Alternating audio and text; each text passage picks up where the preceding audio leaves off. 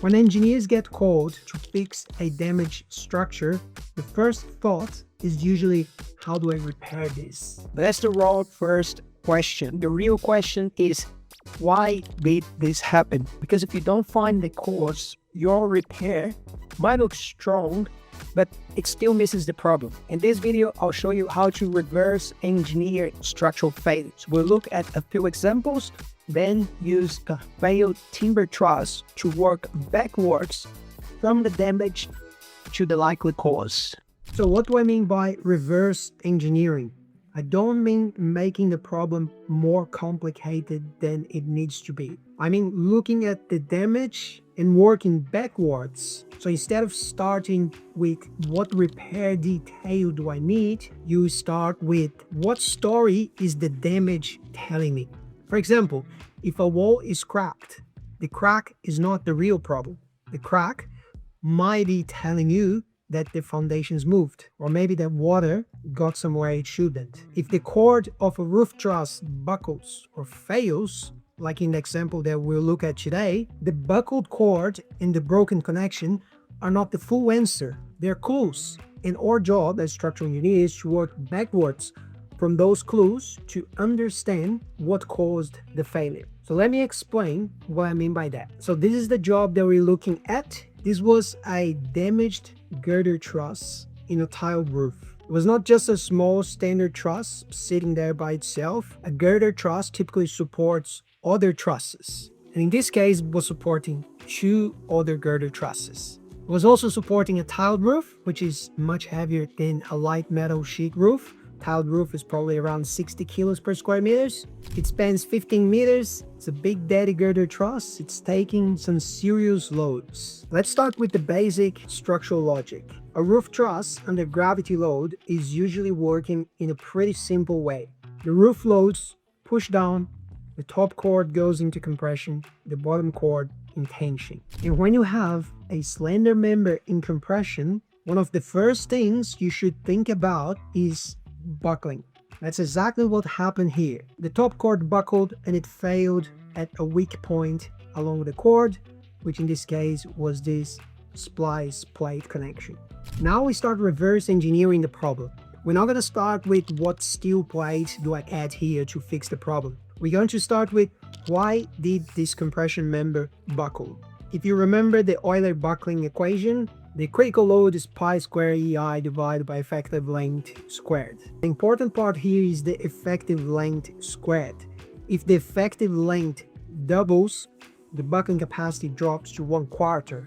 That's a massive reduction. So straight away, my mind goes to restraint, because the restraint is what reduces the effective length. So my question is, what is reducing the effective length of this top cord? For a roof truss, it usually means the roof battens, the fixings of the battens to the truss, and the roof bracing system. The effective length is heavily influenced by how well those restraints are working. So if the top cord buckle, I want to know, were the roof battens fixed properly? This is a double girder truss, as you can see here. Were the battens fixed to both plies of this girder truss?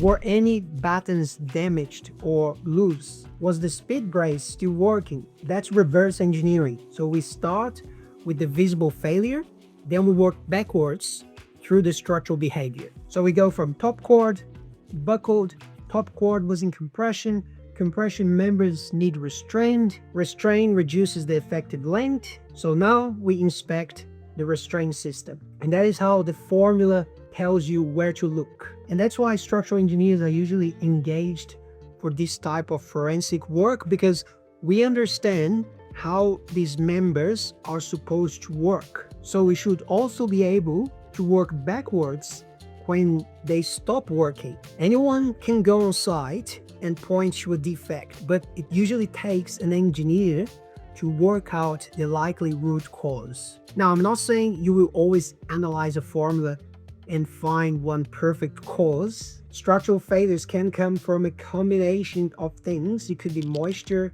movement, poor restraint, overload, bad installation, connection issues. Sometimes all of them are contributing a little bit, but I think reverse engineering the problem is a great place to start. So you look at the damage, you ask what the member was doing, then you work backwards until the failure starts to make sense to you. By the way, I recorded a full walkthrough inside BankLab showing how I inspected this job, reverse engineered the failure, checked the load path, and turned it into a repair detail. You can check out BankLab at the link at the description of this video below. Let me show you another quick example. This was a driveway block retaining wall. Someone had tried to stabilize part of it with this steel plate and camset anchors. And this is the exact type of thing I'm talking about. Because if you only look at the crack, you might think, okay, let's just hold this wall together. But the real question is, why did this wall move in the first place? You can see here that the upper section of the wall had dislodged at about 2 meters of retained height. You can also see water staining on the face of the wall. If you walk around upstairs, there were irrigated garden beds and large trees behind that wall. So straight away, my mind goes to water, drainage, and surcharge. A retaining wall is resisting lateral pressure, and if water builds up behind the wall, the load can increase a lot. For the soil, we know that the active force pushing on the wall is roughly the active coefficient times the density of the soil times the height squared divided by 2. But if water builds up behind the wall, you also get a massive hydrostatic force. Same formula, but now we use the density of the water, right? And water pressure is not small. For 2 meter retained height, water alone can add roughly 9.8 times 2 squared. That's about 20 kilonewtons per meter of wall. So a bit of a block drainage is not just a maintenance issue. It can completely change the load that wall is seeing. And that's why bolting a steel plate to the face might look like a repair, but it doesn't necessarily fix the problem. If the real issue is water building up behind the wall, or poor drainage, or maybe tree surcharge, or maybe the wall is not even properly reinforced, that steel plate, if it is doing anything, it would be just treating the symptoms. So again, we reverse engineer. The wall moved. Why? Maybe lateral pressure increased. Why? Maybe water built up. But why?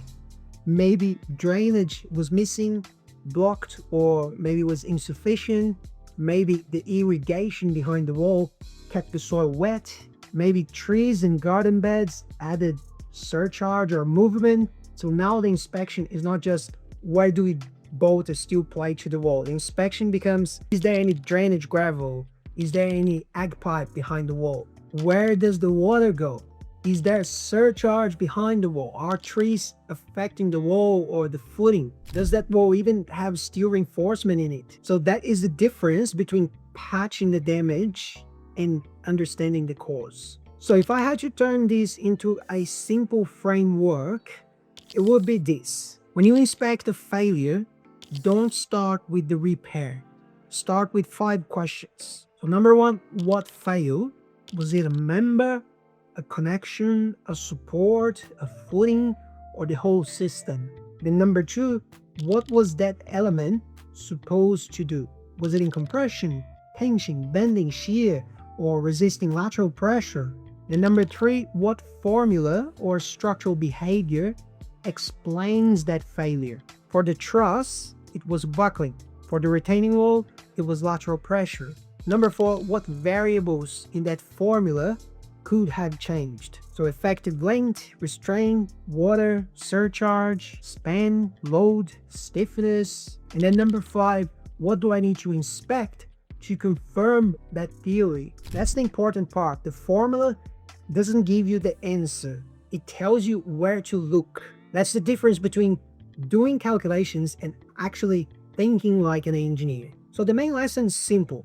A failed structure is not just a repair problem. It's an investigation. The visible damage is the clue. So your job as a structural engineer is to work backwards, understand what the structure was supposed to do, and understand why it stopped doing it. Then you're going to design a repair that fixes the cause, not just the symptom. That is how I approached this failed structures like the timber girder truss, I didn't start with the repair detail. I started with the load path.